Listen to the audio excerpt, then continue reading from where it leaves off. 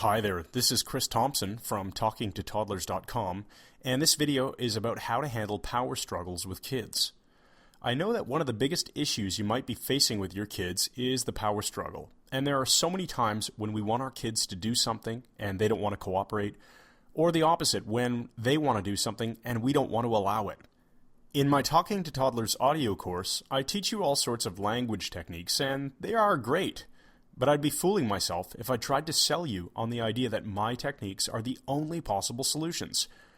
There's more than one way to skin a cat, and I'd like to show you 2 new ways to solve power struggles in this video.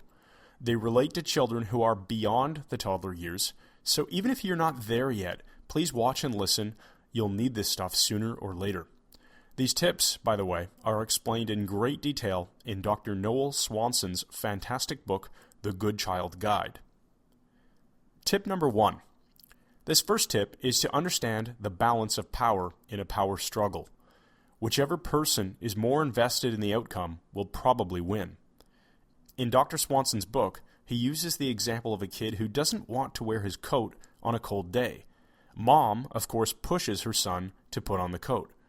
Now, in this situation, the child doesn't want to look uncool, so he's highly motivated to not wear the coat. And he's only mildly worried about getting cold if he doesn't wear his coat.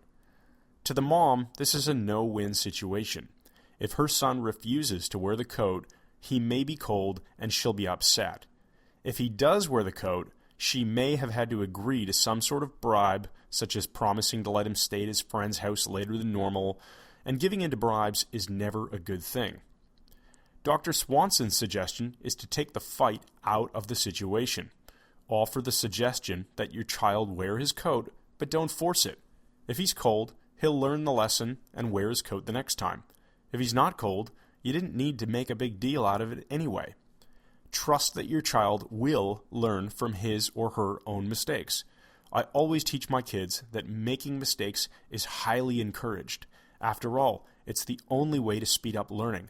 Think about how many mistakes they made trying to tie their shoelaces, trying to learn how to walk, trying to learn how to pour milk into a cup. Mistakes are a part of life, and it's absolutely important to let kids make their own, especially when it won't really harm them. But the key point with this power struggle tip is to make sure that you understand both the gain and the pain associated with winning a power struggle, and you need to understand your own perspective and your child's perspective. That way, you can decide whether to avoid the fight entirely or to somehow change the rules to better motivate your child to do what you're asking. Tip number 2. This second tip is super important. When you ask your child to do something simple, like turn off the TV and clean up his room, you expect results or there are natural consequences. If your child doesn't turn off the TV within the 10-minute warning, well, you turn it off and there's no more TV for the rest of the day or the week or whatever rule you've set up in your house. But you need to be a parent who takes action rather than being all talk, no action. If you become what Dr. Swanson calls the repeating threatening parent, or RTP, your child will be trained to see you exactly that way. All talk, no action. All you need to do is be consistently firm. If you threaten a consequence, you actually have to stick to it. But you have to stick to it in an unemotional way.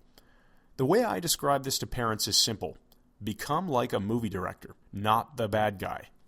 Make sure your child understands the rules, and then you're simply directing the action based on what choices your child makes. Never be emotional, or you'll come off as defensive and weak.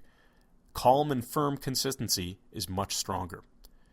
If your kids are at least 5 years old, I think they're old enough for you to start using these concepts. Obviously, don't use them with kids who are only 2 or 3 years old. Now, in case you're interested in checking out Dr. Swanson's book, just use the link below this video and I'll take you right there. I'm assuming you're watching this on my website, TalkingToToddlers.com, so if you found this on YouTube, simply use this link instead. I've read Dr. Noel Swanson's book twice. I really enjoyed it. It's useful, it's actually quite funny, and I know you'll look forward to reading it. Like I said earlier, it's not going to help you if your kids are toddlers, but around the age of 5, I think it's an essential guide for parents. It covers child motivation, temperament and emotion, power struggles, putting yourself back in charge. A lot of specific methods to stop bad behaviors. I really loved this section of the book. And how to start good behaviors. Hey, let's not forget, that matters too, right? Anyway, I buy a lot of parenting books, and this is definitely one that gets my recommendation. I hope you enjoyed the tips I shared in this video, and enjoy your children. I'm Chris Thompson from TalkingToToddlers.com.